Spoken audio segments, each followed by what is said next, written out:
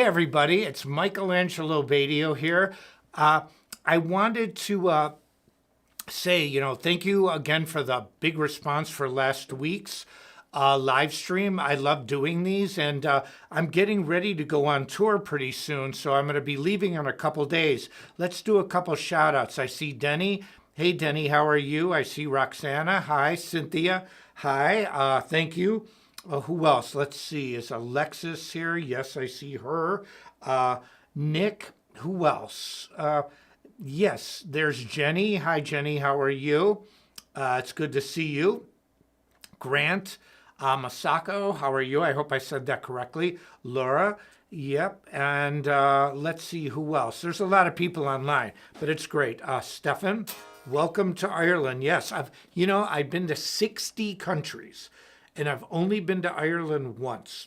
And, I've been to England, a lot, 20 times, and Scotland maybe 4 or 5, Wales once, and Ireland once.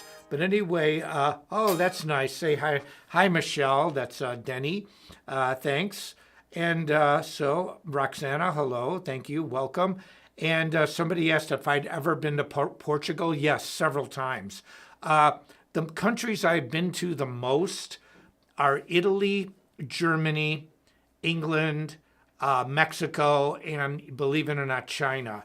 And a lot of European countries like Switzerland, I've been there 10 times at least. I've been there twice already this year. Manowar did a monster show there just recently.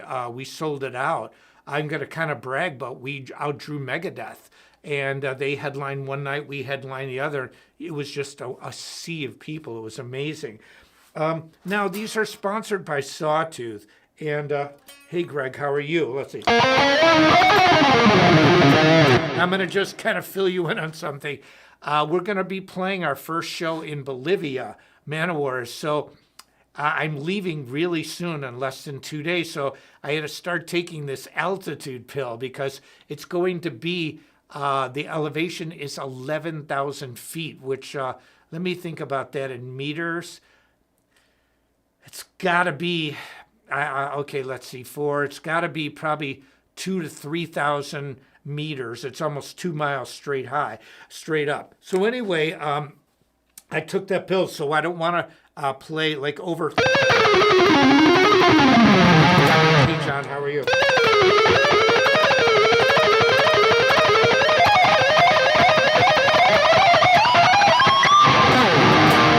There's 21 frets on this bad boy. Let's see, do I take the double guitar with Manowar shows? No, only in the fan conventions or when they ask me to do it. Certain shows we will, but when I am asked, but the music of that band is so iconic and it doesn't take 2 guitars to play it. So anyway, but I am playing, I'm holding this is pretty much like a USA Sawtooth, and it was built by Joey B., who is the head tech for Sawtooth. He's the overseer of all the guitars, and it is really beautiful. We're almost thinking of putting this into a production model. It's really gorgeous. I mean, there's like, you see, it's like even the pickup rings, they're like etched. It's really beautiful. If you notice, everything's black, and then it's got silver. Even here, for example, the Floyd Rose is black, but it's got silver. Everything, it's black. It's got silver tuning keys, but yet what fastens, like the screw part, is, well, not the screw, it's actually kind of the nut part, is black. It's really beautiful. And what a...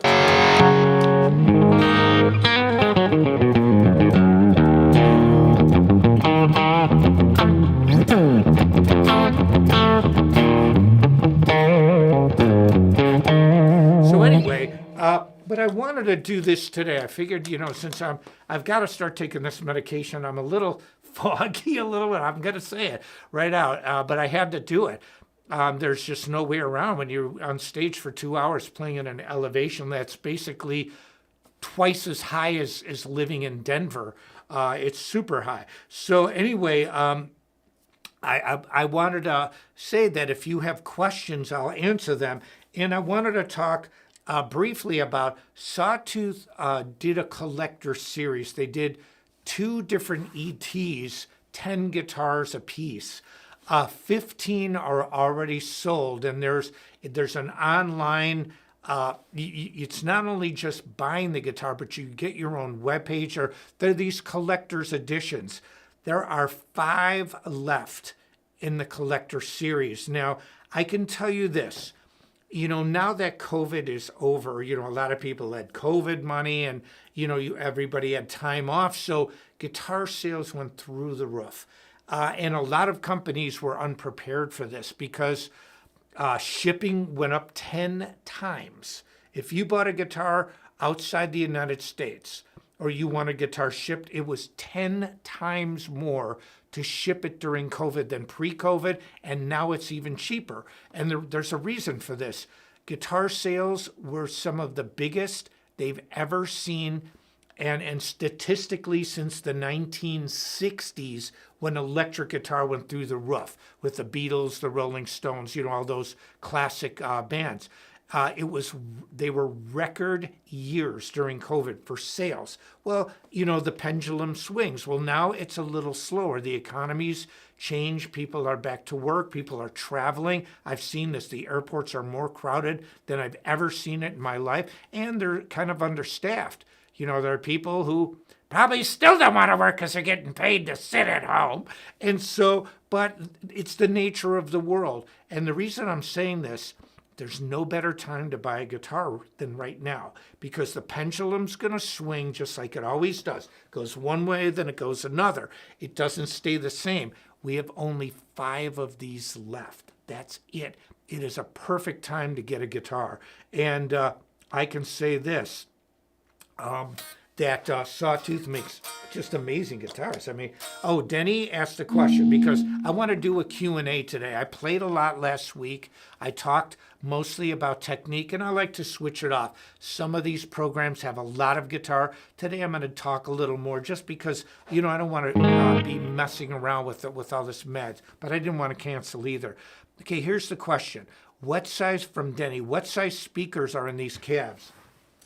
These are 12-inch Celestians.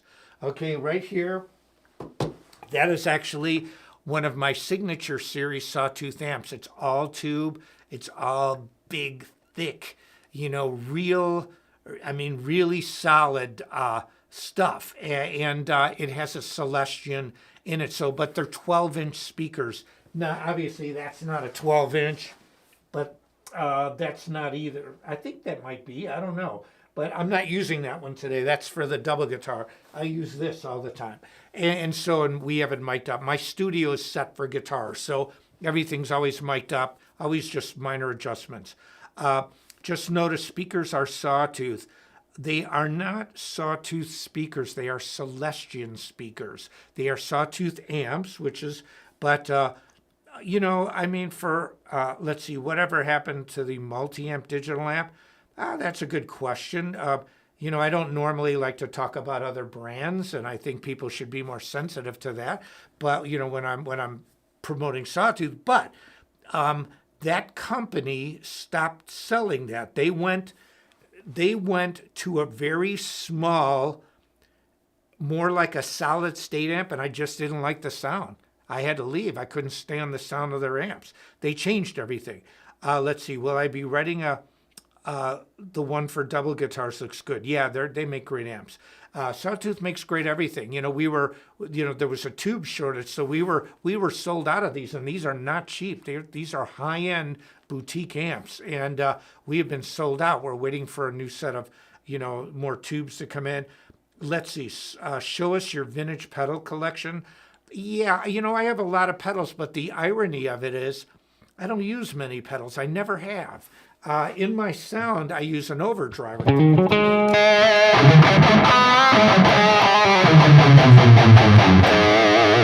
And I use a tuner as an on-off switch. Watch. That's a tuner. You can hear it go because all I know is that my sound is here. So over the years, especially from playing clinics, I have played, in 1,000 music stores, literally around the world. You wouldn't believe how many stores I've seen that say they're the biggest store in the world. There are two stores that are the two biggest in the world that I've seen, and no other stores come close to either one of them. One is Thomann. It's the biggest. I don't care. Somebody says Sweetwater is now in the United States, but it looks to me very much like Thomann. Maybe it is the biggest. I don't know. But Sweetwater is definitely a great store. But Thomann Music in Germany was the biggest store I'd ever seen in my life. And I've got 30 years of experience seeing music stores in 60 different countries. The second biggest I saw was Tom Lee Music in Hong Kong. They had a freaking building. It was big stores. Just level after level, floor after floor. That was big, but it wasn't as big as Thomann. But a bunch of people have advertised they've got the biggest store in the world. And I've seen Sweetwater too. I don't know definitively if Sweetwater's bigger than Thomann. It looks pretty huge. It's right up there. If it's not bigger, it's in the top three. But anyway, someone said, let's see, how do you like your guitar setup? I use higher action. I like high, and I did this again because of clinics. In fact, Joey from Manowar, he cracks me up. He's like, I told him, the tech Jeff just recently, that my action was getting too low. That in Switzerland, the action on my guitars was getting a little low. And Joey makes jokes like, we're going to get a ruler, but we're going to put it up like this and raise the action. I like higher action, and I like the upper strings a little higher than the lower strings. And the reason is because of doing so many clinics over the years, and you get guitars from a music store that you've never played. Yeah, you know the models, but you've never played that specific guitar. What happened was I found out just raising the action eliminated a lot of problems, eliminated buzz, I could get a better sound, and I got used to it. And so I like higher action. People say, well, why don't you give us exact specs? Yeah, you could take a digital micrometer and measure, but here's the problem. Each guitar, even if it's the same guitar in a series, 100, of the Michelangelo Bedio M24s, STM24s from Sawtooth, they all feel just that much different. So when you're dealing with thousandths of an inch, these, really small increments of measurement, it's not a precise science. It never is. So it's a feel for every guitar. Let's see. Let me see what else. I would like to ask you, what is your favorite guitar from your collection? I have over 250 guitars now. I love them all. Each guitar has a story. My favorite guitars are my Sawtooth signature guitars. Outside of that, I have a couple favorites. I will say I own the world's only Gibson double guitar. It says Gibson. It was hand-built by Wayne R. Charvel, the man Charvel behind the company Charvel. I also have Jackson guitars through Washburn, USA ones that Grover Jackson himself made. Okay, so when somebody says Charvel or Jackson, I knew the men, I knew the people, and they built me guitars. So those are some of my favorites, but I really love having this extensive collection because with Sawtooth, when we go to design things, like we'll talk about a Wilkinson trem, which we have on a lot of my signature models. Well, I knew Trevor Wilkinson, and I have original trems, Wilkinson trems from the 90s, so we can A-B. I have a reference right there. We talk about a certain bridge, I've got it. We talk about tuning keys, I've got it. We talk about a lot of different things for manufacturing. Well, I've got the guitars right there, and that's what I love about it. Grover's a legend. Okay, how do I keep 250 guitars plus exercised? That's a great question. I don't want to sound like Spinal Tap. There's a couple, don't even look at it! What? You don't look at these guitars. I have about 150 or 60 on display. I think it's right around 160 now. My nephew is a genius. My nephew, Alex. I was going to take pictures and figure out exactly how many guitars I have on display because I keep adding and moving. It's an artistic display too. It's not just the guitars, but it's the display of the guitars where you can look around, you can see everything. It has to have a certain ambience to it. And my nephew looks at it, he's like, yeah, Uncle Mike, you have 147 guitars here. In fact, he wrote it on a piece of paper. It took him about 2 minutes to count everything. I don't even know how he did it. But, and it was really accurate. I was going to take photos and just mark them off on the photo. But no, he had to do it in his head. And I'm very proud of him. But anyway, what I do is some of the guitars, like I have some of the really vintage ones, the old Strats, the old, like a 65 Jazzmaster, Rickenbacker's, old Gibsons. I have those in an area that are always set up. And then the ones on the peripheral, on the edge, are the ones I play more. The ones in the center where I can't really get to, those are great guitars, but I hardly ever play those. So it's kind of like I have different tiers, different levels. And then I have about 15 in my office that are touring guitars, and those are always played. So, and I've got guitars strategically placed everywhere, even a bunch in storage that are duplicates. So anyway, let's see. Can you explain about pentatonic scale? Yeah, I can explain about the pentatonic scale. Okay, what do you have here? There's basically 5 notes in an octave. No,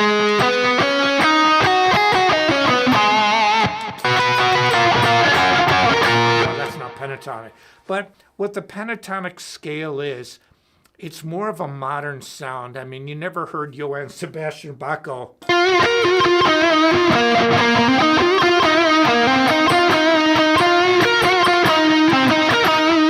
I mean, that's like they would call that a major pentatonic or a minor pentatonic. It's 5 notes, so.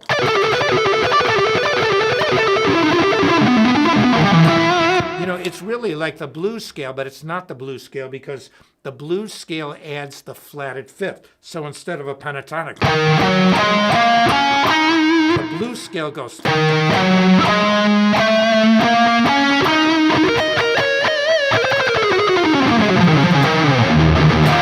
Now, also, I like the idea of whole tone leads being strange.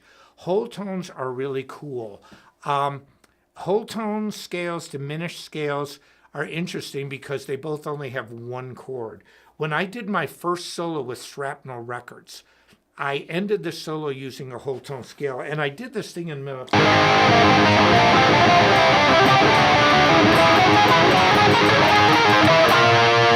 Okay, what I did is I just moved.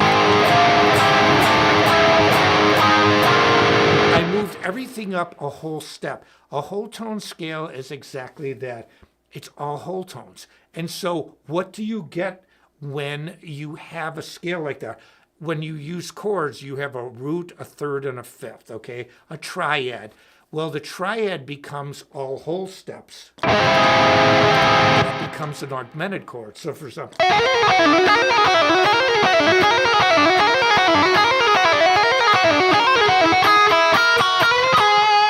that's a whole tone riff. It's a really cool, the tritone is the devil's tone, the diminished fifth. At one point, if you wrote too much with that, you could get hung. And for real, that was like an evil interval. But anyway, whole tones, but it's limited application with those because they work over only one chord, augmented chord, that's it. So, it's a great sound, but it's got to be a sound that it has to work within the framework of the chord progression. Let's see. Somebody wrote cat scratch fever, signal processing. Anybody else have any other questions, comments? Yes, I'm open. Let's see. I saw another one. Oh, do I change all the strings? John, that's a good question. Let me tell you what I do. Again, I keep the guitars on stands. I probably got thousands of dollars in guitar stands for real. And Sawtooth's company ChromaCast sells a lot of stands. So luckily, in the past couple of years, I've gotten ChromaCast stands. But I mean, it's crazy. It could super low. The whole tone scale is a whole tone scale, and meaning a scale based on whole tones. Now,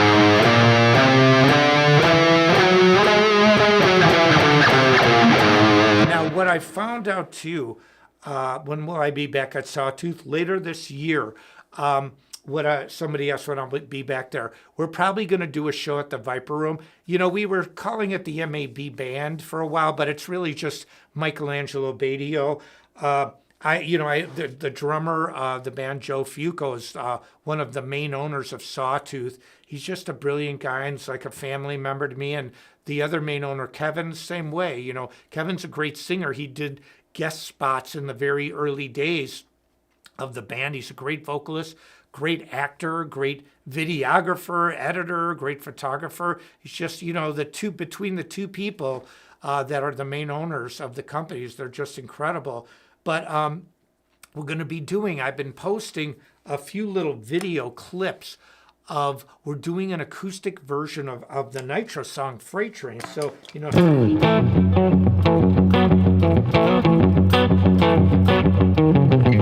And it just rocks. It just rocks. And, somebody wrote chordal harmony. Okay. Somebody asked if he, but anyway, this new version, it's going to be coming out soon. It's almost, the tempo of the first Nitro song, Freight Train, was 200 BPM. And it was, you know, people say, 200 BPM. Try playing that guitar solo. It's blistering fast. And I worked out about 95% of it before I went in the studio. A couple little ad-lib things, but I played it virtually the same live every night. Well, I had to do it on acoustic an octave lower. And I didn't do the exact solo, but I did, I'd say about 60, 70%, and was in the vein of it. Somebody asks, I am friends with CC DeVille. Somebody said, what string gauges do you use? It depends. If I sometimes use hybrid sets, sometimes like 10 to 40, like 9s on the top 3, 10s on the bottom 3. Sometimes I'll use 10s to 46, sometimes 11, sometimes 9s. I don't really gravitate towards 8, 008 for the E string. It's a little too light for me. But let's see. Does Sawtooth have affordable? Yeah, I'm playing one. Affordable but shreddable guitars. Yes, the MT24 series. Let's see. And then somebody wrote something else. Adam, can you back that? Could you, something of no, a little bit, okay, any plans for USA tour? I cannot answer that with Manowar. Scroll it down just a little bit more. Okay, could you do your awesome playing from top, flipping your wrist? Oh, the over-under. And then somebody asked, any plans for US solo? With Manowar, that's up in the air. It's up to their management. I have no say over it. Somebody asked if I could.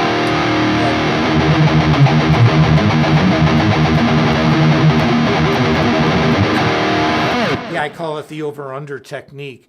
But I can't say, I know this for my solo stuff. It's taking a back burner to Manowar.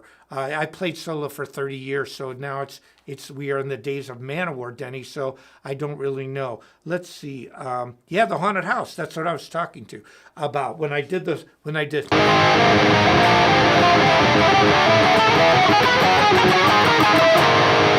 I went like,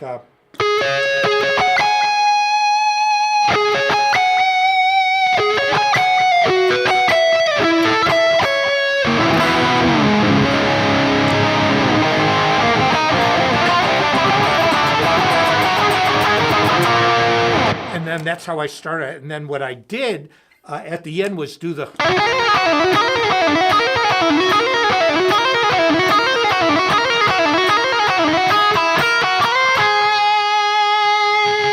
And that was the haunted house. So thank you. That album actually hit the charts. The first album I was ever on, big one. Shrapnel, the guy that discovered Yngwie, and Mike Varney is just an amazing person. I'm still friends with him. Is there correct? Okay, here's another good question. Is there a correct direction to pick when sweep picking? When sweep picking 3 strings, I find it easier to do descending until string 3. then ascend on 2. I don't think that's the way I do it. Let me show you real slowly. Like, for example, 3 notes per string. A real correct way to do it is this.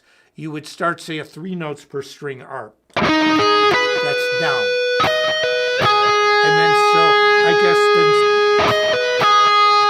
and then you descend until 2, and then you start over again on string 3. So I think you're probably doing it the right way, because it seems more natural to go down, down, down, and then up pick, pull off.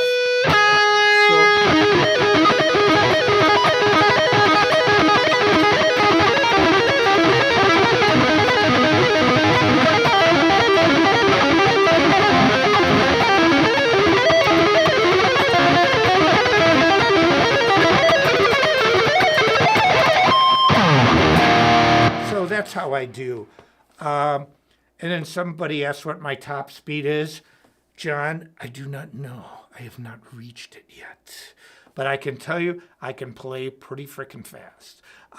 Let's see. And then do I wake up in the morning with music in my mind? Always. I mean, there's always music. And that's a good question. But yeah, I mean, music is a part of me. A lot of times I like silence too. I mean, for example, if I go...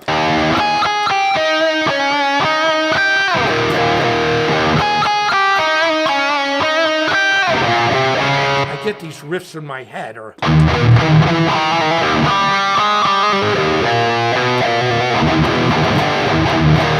Somebody asked, would you still call yourself left-handed? I am absolutely left-handed. I was born left-handed.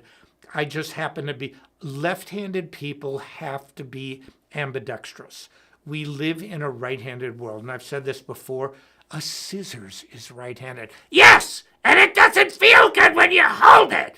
Try holding a scissors in your left hand. It's contoured for a right-handed person. A butter knife in a fancy restaurant's right-handed. So you try to cut a piece of butter, it's like, hey! And so when lefties live in a right-handed world, how many left-handed pianos are there? How many left-handed violins are there? A left-handed flute? I don't think so. Guitar, drums, what else? There are very few instruments that accommodate a left-handed person. So what left behind in a right-handed world? Oh, that's good. But the point is this, that if a person is left-handed, and they've found statistically that it's been the same throughout history, approximately, now correct me if I'm wrong, I'm no statistician, but I think approximately 10% of the world's population are left-handed. And all I know is whatever percentage it is, it's been consistent. And people that study, like maybe evolution or things like why, what would be the advantage of a left-handed person, for example, if it was 10,000 years ago or like 5,000 years ago where we were hunter-gatherers and, you had to really forage for food. I don't know the answer to that question. They don't really know the answer. They just know that the human race has had a consistent amount of statistically left-handed people for a very long time. Yeah, so I'm truly left-handed. I'm lucky because I'm a Gemini, sign of the twins, and I can do things left-handed and right-handed because I can, and it's just in my nature to do it. Regards from Poland. Yeah, Poland's a great... Anyway, so any other question before I move on here? Okay, I talked about the Sawtooth 5 guitars that are left. There's only 5. Have I missed a note while playing live? We all have. Herman Lee said it best, that... when you put on a show, it's one thing to put in a video or like do a playthrough on your computer in your room or your studio. You're in the ultimate conditions. You can put all this stuff on amp software, or even if you have an amp like I do, you can get the ultimate sound. You can take your time. You have a DOS system that possibly could correct things, if you really plan things out. but it's different live. You don't play, you do the best you can. You're moving, you're putting on a show. You have lights, you have pyro, you have bombs. Sometimes the lights aren't on you. You have to move around, and so there's a lot of things that you have to take into consideration. And what Herman Lee said it best: you put on a show, some things get sacrificed a little, and sometimes the accuracy. I love to think that I play accurate all the time, but sometimes I've done clinics where just the guitar sound through the amp that I was using was so horrendous that it was just barely playable. I mean, and no one likes to go through that, but that's what made me such a better guitar player, because I learned all these different environments in which to play and hopefully play well. Let's see, do I have any advice that can skyrocket the journey? I think in this day and age, there's just millions of players. What you have to do is you have to create an online presence. I think that's the most important thing nowadays. If you don't have an online presence, it's hard to know who you are. The radio of the 20th century is now the playlist of the 21st century. It's all digital. So you have to get into the internet world and make your mark. And so, yeah, Jimi Hendrix was left-handed too, correct.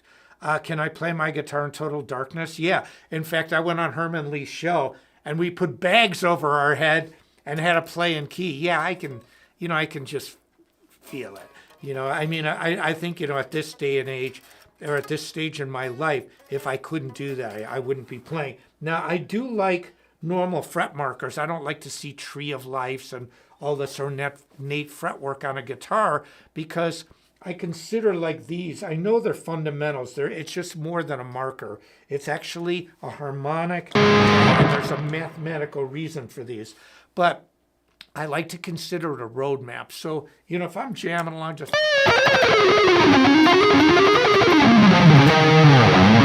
And I look at the neck, it's like a roadmap. It's like the road. It's like lines on a road. That's what I want to see. Can you tell me how your right hand works? Now, there is a really great question, because I have a very unusual picking technique, and people all over the planet have analyzed it over the years. My playing has been very, very analyzed to the maximum. In fact, Troy Grady's one of them that comes to mind. He's a great player. And somebody asked about the neck profile.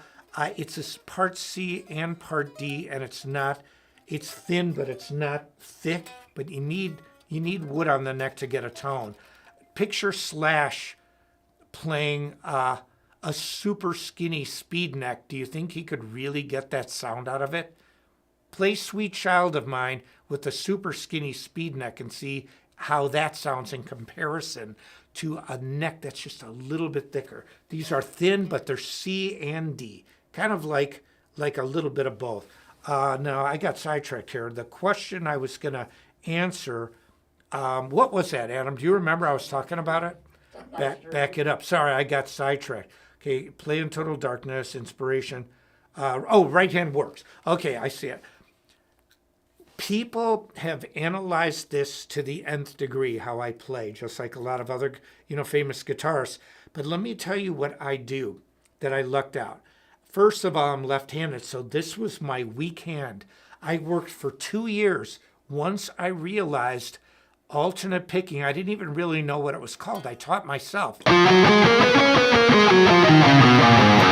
That it's every down, up, down, up, down, up, like running.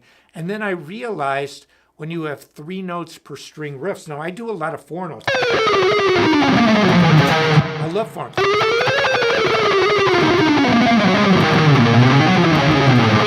It's all 4 notes per string, most of it, 99% of it. I love 4 notes per string, and I practice that a lot, and you get a lot of chromatics out of it. But 3 notes per string is actually harder, because you have to go down, up, down, and the new string is hit on an upstroke every time. So 1 string down, 2nd string up. And it's very difficult to master that. That's why I did it in Speed Kills, and I showed it these basic exercises that really work. But let me tell you what I do. I have a very unusual way. It looks strange because I put my fingers down on the body of the guitar, and there are two disciplines: hands on, hands off. Sounds like the Karate Kid.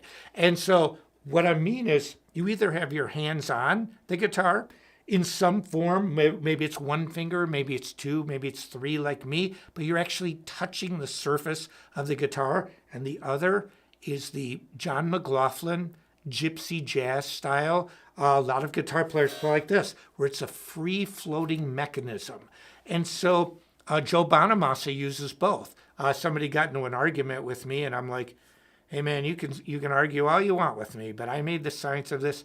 I have one area of expertise: music and guitar technique. Now, though I know those are two, but I figure they're mutually inclusive. That's my area. That's my rocket science. So if you want to argue with me about it, go right ahead. It's not going to change anything because I'm a picking master. And I studied this and I showed you what I learned. And I've been talking about the same thing for decades. Nothing has changed. I changed one little thing when I was younger. I used to say, you always want to keep your thumb and your index finger rigid even when you play slow. But I realized that's the only thing that I changed because there's nuances. It's like using a small paintbrush to paint details on a painting versus broader, wider strokes. So from medium speed to light speed to fast as you can possibly play, every single major guitar player that I have seen, all of them, 100%, does not move their thumb and their index finger once it starts in that medium level to high. When it slows down, it's nuanced. And you're dealing with tone, you're dealing with feedback, you're dealing with distortion, you're dealing with amps. And just little nuances, even acoustic guitar if you use a pick. So getting back to my picking technique, when I do this, a human wrist moves like that. Not like that, not like this. So when people say, well, what does Badio do? Does he use his elbow? Does he use his wrist? Yes. But I use each one in the most minimal movement you could possibly imagine. Look at my elbow. It's hardly moving at all. Look at my wrist. It moves naturally. See, it's moving up and down just this. I have one of the most I can't even say the word. I have one of the most economical picking techniques, and I did it by accident when I was a kid. And then I started watching people like George Benson and Al Di Meola and Robert Fripp and John McLaughlin. And, Ellen Holdsworth I couldn't fathom because he was a legato player. So I didn't watch his technique as much. His left hand, fretboard hand technique was mind-blowing. And but what I realized is, look at this. Look at how little I move my hand. Maybe I can bring this up closer. Watch. Can you see that, Adam? Let's bring this up.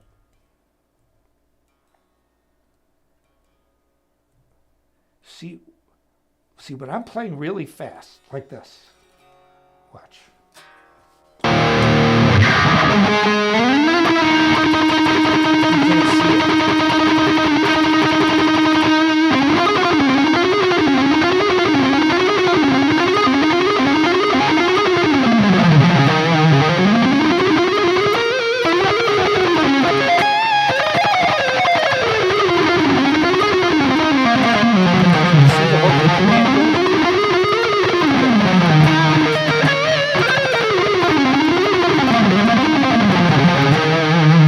Okay, now, whoops. When you look at that, look at how little my elbow hardly moves and my wrist hardly moves. It's not about, so many players play like this and like walk around all day going, oh, yeah. It's like, I know it seems kind of weird, but the point is this: economy of motion. So see, even like when you have this free-floating mechanism, your wrist wants to move this way. My wrist doesn't move like that. My wrist moves this way. It's the way a human wrist moves. And so it's very interesting the way I play, but part of it was luck. And then the other part was that I chose. I really made a science of this. Everything that I've told you made me a better guitar player. And the one thing that I live by, I'm no saint, or, I don't try to be a role model, but I don't lie, because you don't have to remember the truth. And if I lied to students, or I lied on videos, or I tried to do some quick sell, I can make you faster right now. What is that? That's a bunch of BS. And it doesn't stand the test of time. What I showed 30 years ago, more than that, on my first instructional program still holds up, because the science, and that sounds kind of weird, the methodology that I used, and what I did is I only analyzed famous players. It's not that I have anything against somebody that's not famous, but I figured if I'm going to analyze what you're doing, if you're not in the game, then maybe you're not doing something. Why is George Benson in the game? Why was Robert Fripp in the game? In King Crimson, Zappa. And so, I looked at only famous guitar players, and what I did is I weeded out what was important and what is not. The most important thing a person can do is find a way to economically and ergonomically use their arms to create the least amount of resistance, least amount of tension, least amount of stress, to get the maximum amount of efficiency. Now, these are a lot of words, not big words, but the concept is simple. What I showed in Speed Kills, my own playing, I can practice hours and hours and hours and hours. It just doesn't bother me because I don't move that much. Yeah, and I do all the crazy stuff because I'm left-handed. But the point is that when you watch my instructional programs and you watch the way I play guitar, I haven't changed that. The only thing I changed is about don't flick your thumb, because I've only seen a few players play fast, flicking their thumb, and I said it. How fast can you flick your thumb? I'm going fast. Fast. Oh, it's fast. That's not fast. Okay, how do you do this fast? It's like, ah. It hurts. It's not fun. And so all the guitar players, whether you're free floating, you put your hand on it, from medium speed to fast, they lock this bad boy right here. It's only about the joints in your index finger and your thumb that determine the quickness. And then how do you use your arm? I hardly use my elbow, but I use it. It's part of your arm. You've got to use it. So it's common sense. I just don't. I take the pressure off here and here and here by doing a few things. For example, in my fretboard hand, I keep my arm closer to my body. Why? So I don't end up like this and get rotator cuff problems. Take my shoulder out of the equation. On this side, I keep my arm down. Now, granted, I'm doing all this, but look where my arm is when I'm doing this. It's not like this, unless I'm being real overt, but it's closer to my body. When I do my double guitar and make it levitate, I use momentum, and I use my body to help me lift it. It's not easy to do it. Rob Scallon tried it. He could barely do it, and he's a big guy. He's bigger than I am. And so the point is this, that what I showed in the instructional program, Speed Kills and all this, what I'm talking to you today, is the same thing that I talked about, except for this one little thing, ever since I started teaching, because it was right the first time. And I wanted to tell you the best way you could do it, and it helped me because it reinforced something in me that I said, I'm trying to not only help myself, but I'm trying to help you. And so, picking is a science. But I also know paralysis through analysis. If you overanalyze it, you become paralyzed because you get in, it's like being lost in the woods. All you see is trees. You want to be in that helicopter looking down and you can see the whole forest. You don't have to obsess over it, but find ways to limit the motion of your wrist and elbow and your arm. And then you're on your way. Okay, let's see. Who else? A show called Cracking the Code. Yeah. And let's see, Hyperspeed. Yeah, they're cracking the code. Zach Wilde bends his thumb 90 degrees during alternate picking. It works for Zach. But you have to ask yourself, is that really a consideration, or is how his wrist and his elbow is doing? I've actually not analyzed Zach's playing because I'd already done this, by the time he got an Aussie. And I watched other guitar players that were known for their extreme alternate picking like Al Di Meola. Okay, somebody asked what's my favorite song from Little Monsters. Thank you, by the way, because you know a lot about my career. Little Monsters was an album I did in the band Holland. We were signed to Atlantic.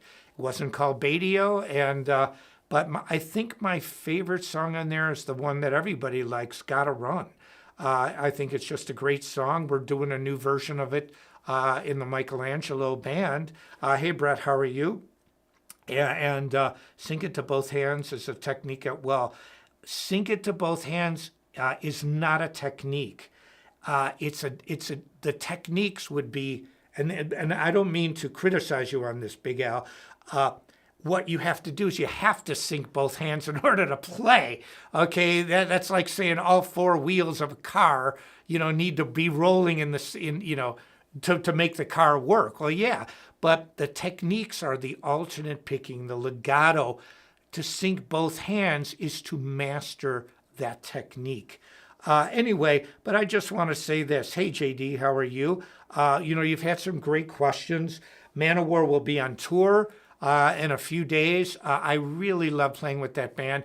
I can just tell you, Eric is, I love Jim Gillette's vocals. Nobody really could do what Jim did. And, in many ways, I feel the same about Eric. He's really, from Manowar, he's got a fantastic voice. He's a super cool guy. I found like a guy like Jim Gillette, for example, he's a death machine. He knows how to kill somebody 87 ways in 5 seconds. He's a specialty high degree black belt. He's a specialist black belt. He's like beyond a black belt. It'd be kind of like there's McCartney that's a superstar. Now Taylor Swift's huge, but McCartney, it doesn't get bigger than that. Like, you know what I mean? That just one notch above superstardom. That's where Jim is at as a black belt, and he's the nicest guy in the world. I mean, really, he never acted like he's is lethal as he is. And he was always in a good mood when we played. We never argued. We're still family. In many ways, that's the similarity with Eric from Manowar. He's just a great guy. He's a great front man. He's out there singing for 2 hours. His voice is phenomenal, and he's just, everything about him is great. And I love playing at Manowar. And Joey's a genius. I mean, when you think about he designs his own power amps, when he does something, it's so detailed that if he talks about something, you know that he knows what he's talking about, or else he won't talk about it. And it's just really fun to play with them because the caliber of what they expect is super high, and we have a great time doing it. Let's see. What else can I say? Oh, yeah, the Instagram. Somebody asked what I think about Frank Zappa. I don't like Frank Zappa. I love Frank Zappa. My dad's two favorite artists were Frank Zappa and B.B. King. And here's what he said. He taught me, I went to see B.B. King when I was 13. My dad took me, and I've seen Zappa a bunch of times before he obviously, passed away. I didn't see him when he passed away. My dad used to say, watch B.B. King. Every note's on his face. And I could hear my dad sing it with the Chicago accent. And he said, Zappa's a genius. He didn't care for Zappa using the F word, but he loved Zappa's music. And he said, that guy's a genius. And he loved both of them for different reasons. Let's see. What do I personally like about my tone? I like everything about my sound. I worked on it. I played 1,000 different guitars in 1,000 different music stores to 1,000 different amps. That doesn't mean I didn't play the same amp, but each amp I played in each store was unique unto itself. How many people can you say that actually have played that many guitars in a professional situation? Not many, and were scrutinized for it. So what it did is it made me understand immediately what I like. I can look at an amp and go, dial it in, and I'll know within a minute or two if I can even get my sound. There's some amps that are not capable of getting my tone. For example, Mesa Boogie Dual Rectifier. I love the sound of it for rhythm. The mid-range is so lacking in there. It's so unlike a Marshall. It's impossible for me to get a good lead sound. It's just not there in the amp. It's great rhythm sound. I like using it on rhythms because the rhythm sounds here. Then you use like an amp with a lot of mids, like I like. And so you have rhythms, leads so the frequencies don't compete against each other. I love drop D tuning too. Why metal guitars so bad at strumming chords? They are not. They strum differently. That's a good question. They do down strums. You try playing Master of Puppets using downstrokes at the speed that James Hetfield and Kirk Hammett do it. It's an art form. They're not bad at strumming chords. It's a different way of strumming. And that's why a lot of jazz players cannot play rock. They don't have the vibe, they don't have the feel, they don't have the intensity, but it goes conversely the other way around. A lot of metal players can't play jazz because of those same reasons. One, they're not used to the vocabulary, and two, a different tone, a different way of playing. Anyway, I think that's that's enough for me today. Sawtooth rules, only 5 guitars left. Man of War's on tour. Metal Method is always there. Speed Kills works, and it will help you, and I want to help you, and I did it for the right reason, to help you, but it was self-serving. Helping you helped me, so it's a win-win for everybody, and there's nothing on Speed Kills that I'd change. Nothing. It's still just as good today as it was all those years ago because it was right the first time. My method was down. The analyzing of different guitar players was down. My playing was mature at that time. I had my vibrato, I had the speed, I had the tone. And I couldn't impart the knowledge quite as well as I can today, because of all the years of public speaking, but the exercises work. Speed Kills works. It'll make you faster. It'll make you better with technique. And also, too, the Michelangelo Band will probably be playing the Viper Room when I go back to LA in either November or December. We always do a show, get a big guest artist. We had Jeff Schroeder from Smashing Pumpkins, a real close friend of mine, and I love Smashing Pumpkins. Billy is amazing.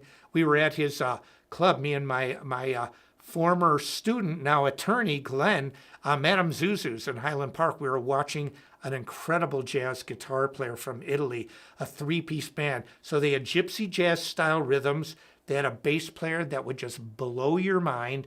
And the lead guitar playing was ripping. It was musical. And I was at Billy Corgan's club. It was great. It's called Madame Zuzu's. Anyway, also, too, one last thing. I'm going to say this. I know I've talked a lot. I have done a yearly jam. We call it the Dam Jam. I was at Dam number 1 in Wheeling, Illinois, which is in the burbs, close to where I grew up by O'Hare Airport. People from all over the United States that we've all known since we were 12, 14, 15 years old. And we've done this probably 16 or 17 years. Now, I wasn't there every year because of my tour schedule, but the last 2 years I was able to do it. And this is probably our last time. And the reason I'm saying this is because you have no idea what it's like to get up on stage with somebody you've known since you were 12 or 14, and all these people grew up with the same musical influence as me. They're not pro musicians like me, but they all are great players. They've had other jobs, and we converge, and it's really incredible. Well, what we found out is one of our good friends, his name is Matt Osterholt. He passed away right after last year's jam.